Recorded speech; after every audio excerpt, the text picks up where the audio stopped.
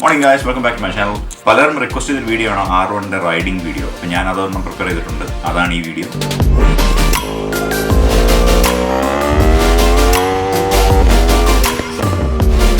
പക്ഷേ ഇത് road riding ആയതുകൊണ്ട് ട്രാക്കിൽ പോലെ നമുക്ക് അത്ര ഫ്രീ ആയിട്ട് ഓടിക്കാൻ പറ്റില്ല. ഓസ്ട്രേലിയയിൽ സ്പീഡിംഗ് ഫൈനും കാര്യങ്ങളൊക്കെ കൂടുതലാണ്. അപ്പം നാട്ടിലെ പോലെയല്ല, നമുക്ക് സ്പീഡിംഗ് ഫൈൻ ഇവിടെ ഡോളേഴ്സ് വരുമ്പോഴത്തേക്ക് നല്ല എമൗണ്ട് വരും. അത് കൂടാതെ ഇവിടെ പോയിന്റ്സും കൂടെ ഉണ്ട്. പോയിന്റ്സ് ആണ് മെയിൻ പ്രശ്നം. ടിപ്പിക്കലി നമുക്ക് ഒരു ഫൈൻ കിട്ടുമ്പോഴത്തേക്ക് നമ്മുടെ 3 പോയിന്റ് പോകും. ഇപ്പം ടോട്ടൽ ലൈസൻസിൽ നമുക്ക് 12 പോയിന്റ്സേ ഉള്ളൂ. അപ്പോൾ 3 വർഷത്തിനുള്ളിൽ നമുക്കൊരു 4 സ്പീഡിംഗ് ഫൈൻ കിട്ടുവാണെങ്കിൽ അത് 12 പോയിന്റ് പോകും. 12 പോയിന്റ് പോയി കഴിഞ്ഞാൽ ലൈസൻസ് സസ്പെൻഷൻ ആയി പോകും. അപ്പോൾ ഇവിടെ സ്പീഡിംഗ് ഫൈൻ അടിക്കാതിരിക്കാൻ നോക്കുന്നതാണ് ഏറ്റവും സേഫ്. അപ്പോൾ ഈ വീഡിയോ ഞാൻ പരമാവധി നമ്മുടെ സ്പീഡ് ലിമിറ്റിൽ തന്നെയാണ് ഞാൻ എടുക്കാൻ ശ്രദ്ധിച്ചേക്കുന്നത്. നമുക്ക് ഫ്രീ ആയിട്ട് ഓടിക്കണമെങ്കിൽ എപ്പോഴും ട്രാക്കിൽ പോകുന്നതാണ് ഏറ്റവും നല്ലത്.